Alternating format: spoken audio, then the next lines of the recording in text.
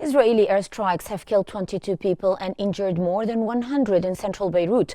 The strikes hit a densely populated residential neighborhood of apartments and small shops. No evacuation warnings were given before the attack, and it's the first time the area has been targeted. Rescue operations and efforts to clear the rubble are still ongoing.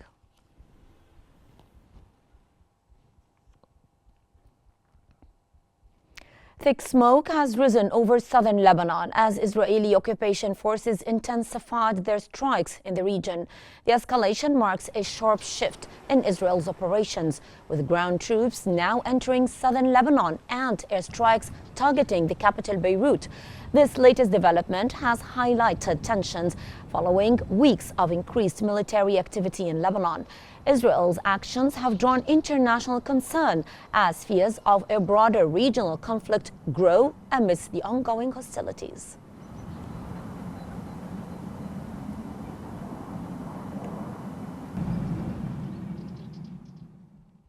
Lebanon's Prime Minister Najib Mikati has asked the Ministry of Foreign Affairs to call on the UN Security Council to vote on a resolution asking for an immediate and full ceasefire.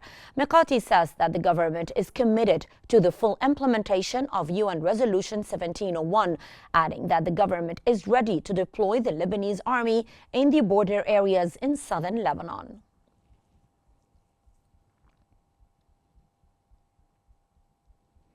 UN Deputy Spokesperson Farhan Haq has reiterated that UN premises are inviolable following repeated attacks on UN peacekeepers' headquarters and nearby positions in southern Lebanon.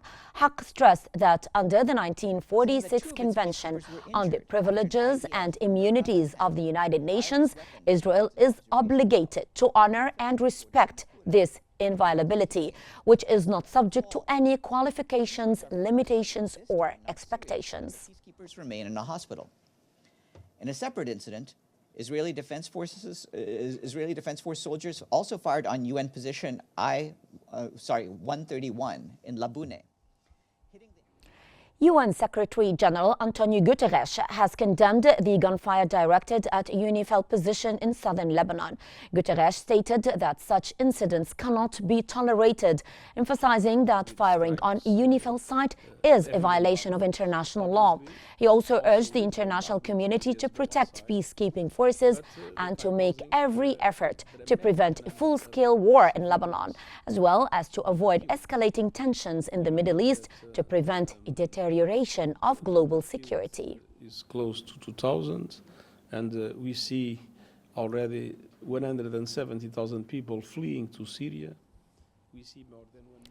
Spanish Prime Minister Pedro Sanchez has condemned Israel's attacks on UN forces in Lebanon and urged the international community to stop selling weapons to the Israeli military. Sanchez denounced the Israeli army for firing on peacekeepers, injuring two, and stressed that such attacks are a serious violation of international humanitarian law and UN Security Council Resolution 1701. Algo absolutamente condenable, rechazable y que sirve para recordarnos la urgencia de acabar con la...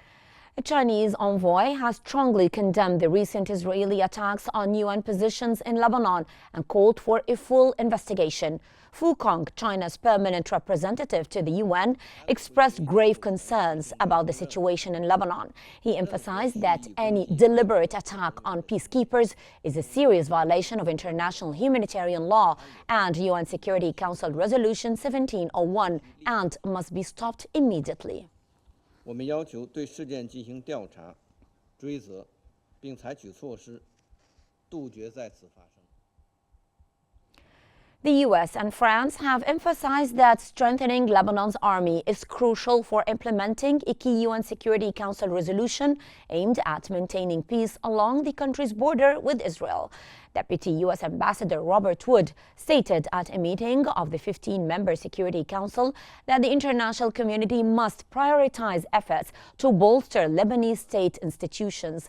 French UN Ambassador Nicolas de Rivière also called for an immediate ceasefire, reaffirming that the proposal for a 21-day truce put forward by France and the US last month remains on the table.